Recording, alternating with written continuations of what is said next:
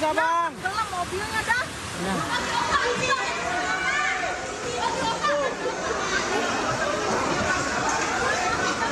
Ini lantai 1 sudah tergenang banjir, kita nggak bisa turun. Yang berkekuatan ya Allah, kasih keselamatan ya Allah sama keluarga hamba ya Allah. Mudah-mudahan nggak nyampe lantai 2.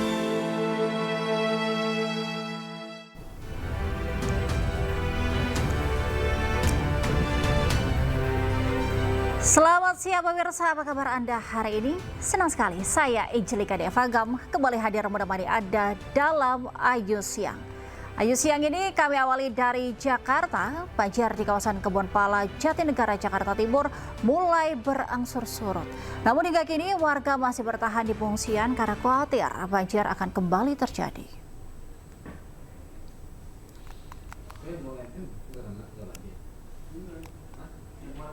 Pagi ini banjir di kawasan Kebonpala, Kampung Melayu mulai surut. Meskipun masih ada sejumlah titik yang masih tergenang banjir. Ketinggian air maksimal 140 cm di rumah warga yang berada di dataran lebih rendah. Di sisi lain, listrik di kawasan tersebut tengah dipadamkan. Warga yang rumahnya terendam banjir telah dievakuasi ke tempat pengungsian di SD Kampung Melayu 02.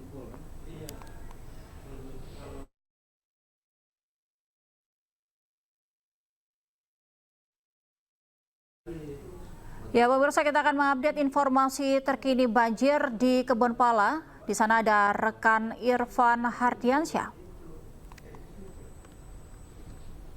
Ya Irfan, bagaimana suasana terkini di Kebonpala? Apakah banjir sudah surut? Ya baik, terima kasih Angel dan juga pemirsa, dapat kami sampaikan untuk update terkini di mana posisi saya sekarang ini di posko pengungsian yang berada di SDN 01 dan 02 Kampung Melayu, Jatinegara, Jakarta Timur. Dan saya akan melihatkan kepada Anda bersama juru kamera Raga Firdaus. Dan untuk situasi terkini di posko pengungsian, tepatnya di Kebonpala, Kampung Melayu ini terlihat ruangan kelas di SDN 01 dan 02 menjadi tempat pengungsian, di mana dapat dilihat dari layar televisi Anda, pemirsa, bukan hanya lansia, kemudian orang dewasa dan juga anak-anak. Di sini semua menyatu di tempat kami melaporkan saat ini. Tentunya para warga ini merupakan warga yang terdampak akibat banjir yang terjadi di kawasan Kebonpala, Kampung Melayu, Jatinegara, Jakarta Timur. Dan tentunya para warga juga ini dapat dilihat tidur dengan menggunakan alas tikar saja. Dan tentunya mereka berharap agar pemerintah dapat memberikan bantuannya sehingga dapat memberikan kasur untuk mereka bisa tidur di tempat ini. Dan dapat kami sampaikan juga kepada Anda, Angel dan juga pemirsa, bahwa untuk yang terdampak banjir di kawasan Kampung Melayu, Jakarta Timur, ada sekitar 717 jiwa yang terdampak dan mereka mengungsi di beberapa posko. Di antaranya salah satunya di tempat kami melaporkan saat ini, yakni di SDN 01 dan 02 Kampung Melayu. Kemudian ada di Aula Masjid Itadul Ikhwan RW 08, dan yang ketiga di Aula Kelurahan Kampung Melayu, yang terakhir di SMPN 26 Jakarta. Dan untuk di tempat kami melaporkan saat ini, yakni di SDN 01 dan 02, ini tercatat ada 79 kakak dengan rincian dewasa sebanyak 120 orang, kemudian lansia 58 orang, anak-anak 55 orang, dan yang berikutnya ini ada balita sekitar 72 orang. Dan dapat kami sampaikan juga kepada Anda, Angel dan juga pemirsa, untuk situasi terkini, dan saya merasakan sangat sesak, kemudian pengap dan juga gerah, dan pasti warga juga ini merasakan hal yang sama karena memang jika ditotalkan ini yang mengungsi di SDN 01 dan 02 ini sebanyak hampir 300 lebih orang yang memang mengungsi di tempat kami melaporkan saat ini. Dan kami akan mencoba mewawancarai salah satu pengungsi yang sejak hari Senin sudah mengungsi di tempat ini. Halo Ibu, selamat siang. Ibu dengan Ibu siapa, Bu? Ibu Betty. Ibu Betty. Ini kalau boleh saya tahu, Ibu berasal dari RT mana dan juga RW mana? Iya nih, dari RT 2 RW 7. Iya. Udah 3 hari. Nah ini kalau boleh saya tahu untuk informasi terakhir genangan air di rumah Ibu sekarang seberapa, Bu? Di rumah masih sepinggang. Di dalam rumah, tapi kalau di jalanan udah mulai surut. Itu anak saya lagi bersih-bersih.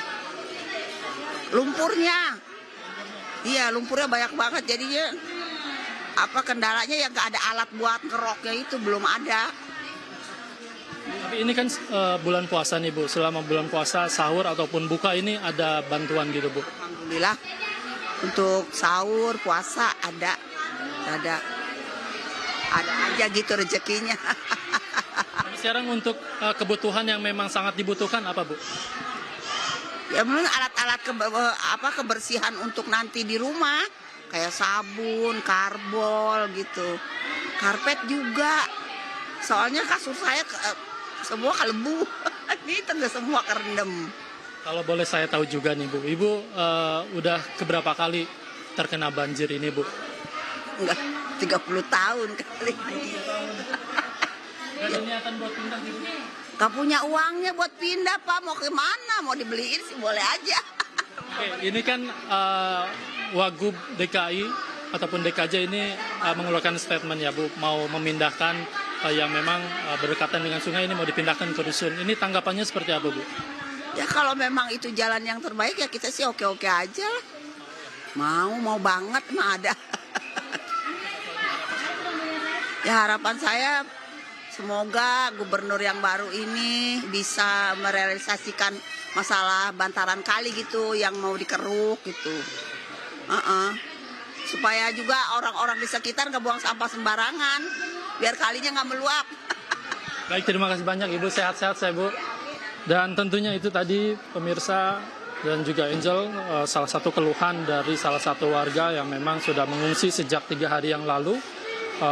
Tentunya mereka berharap pemerintah agar dapat memberikan bantuan yang terbaik bagi para pengungsi yang berada di sini. Angel.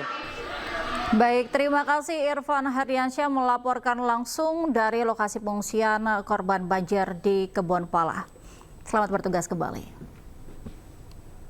Pemirsa, Munafri Arifuddin dan Alia Mustika Ilham resmi menjabat dan bertugas sebagai Wali Kota dan Wakil Wali Kota Makassar, Sulawesi Selatan. Usai serah terima jabatan di DPRD Kota Makassar, Munafri dan Alia menyatakan akan fokus pada efisiensi anggaran dan pembangunan stadion bertaraf internasional. 2021-2025 beserta unsur Forkopimda Kota Serah terima jabatan Wali Kota dan Wakil Wali Kota Makassar digelar di Gedung DPRD Kota Makassar, Jalan Andi Pangeran Petarani, Panakukang. Muhammad Ramdan Pomanto menyerahkan tongkat kepemimpinan kepada Munafri Arifuddin dan Alia Mustika Ilham yang akan menjabat sebagai Wali Kota dan Wakil Wali Kota Makassar periode 2025 hingga 2030. Munafri Arifuddin menyampaikan visi dan misinya bersama Alia dengan tagline mulia, yakni Makassar unggul, inklusif, aman, dan berkelanjutan. Munafri Arifuddin menyampaikan visi dan misinya bersama Alia dengan tagline mulia, yakni Makassar unggul, inklusif, aman, dan berkelanjutan. Keduanya akan fokus pada efisiensi anggaran. Kita pres membuang beberapa anggaran-anggaran yang selama ini menurut kami merupakan sebuah pemborosan yang besar. Nah, ini akan kita buang dan kita akan relokasi ke beberapa program-program strategis yang segera harus berjalan.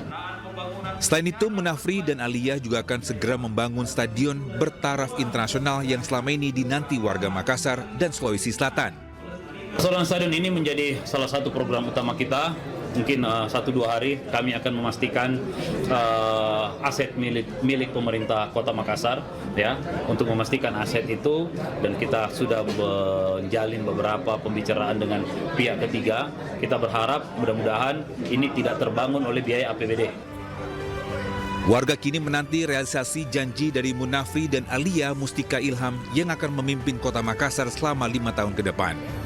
Dari Makassar, Sulawesi Selatan, Yoel Yusfin, iNews melaporkan. Ya, kita kembali ke informasi seputar banjir pemirsa. Tidak hanya warga, tim penyelamatan juga mengevakuasi belasan ekor kambing ternak yang dilanda banjir di kawasan Rawajati, Jakarta Selatan. Sementara di Bekasi, Jawa Barat, warga dikejutkan dengan ular sanca 3 meter yang hanyut terbawa banjir hingga ke permukiman.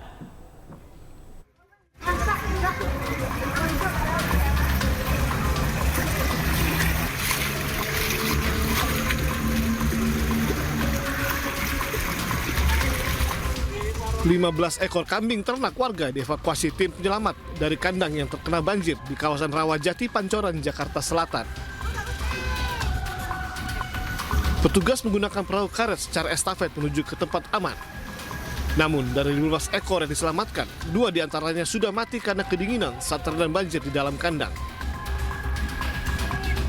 Untuk lokasi kandang kambing sendiri itu up 2 meter ya.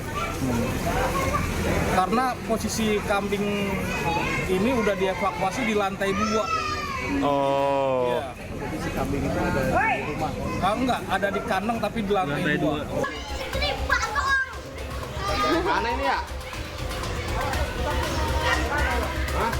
Sementara di Kota Bekasi, Jawa Barat, warga terdampak banjir di Jalan Haji Agus Salim dikejutkan dengan ular sanca yang hanyut terbawa arus banjir.